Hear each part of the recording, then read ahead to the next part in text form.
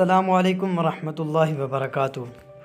ناظرین، قائد اعظم کی شریک حیات کی وفات کے بعد 20 فروری 1929 کو فاطمہ جناح اپنا کلینک چھوڑ کر ان کے گھر میں منتقل ہو گئیں۔ ان کے بعد فاطمہ جناح نے ہی قائد اعظم کا ہر طرح سے خیال رکھا۔ محترمہ فاطمہ جناح ایک عہد ساز شخصیت تھیں جنہوں نے پہلی مرتبہ 20ویں صدی کی خواتین کے لیے سیاسی سفر کا آغاز کیا۔ فاطمہ جناح قوم کے لیے باحیثیت ماں، جن کا وجود کبھی متنازع نہ ہوا، وہ مادر ملت تھیں۔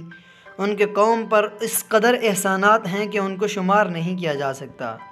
بظاہر ایک کمزور سی خاموش طبع خاتون، مگر بہادر ایسی کہ بر صغیر کے عظیم لیڈر محمد علی جناح کے تمام حوصلے اور سیاسی طاقت انہی کی مرہون منت تھی، اور دور اندیش ایسی کہ قائد اعظم نے خود اعتراف کیا کہ میں کوئی بھی سیاسی حتمی فیصلہ اپنی بہن فاطمہ جناح کے مشورے کے بغیر نہیں کر سکتا۔ کسی نے کیا خوب کہا ہے کہ ہر کامیاب اور عظیم شخص کے پیچھے ایک عورت کا ہاتھ ہوتا ہے، اور اسی مقولے کو فاطمہ جناح نے ازلی زندگی بخشی۔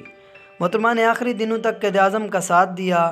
قائد اعظم نے خود فرمایا، فاطمہ جناح میرے لیے حوصلے کا ذریعہ ہے۔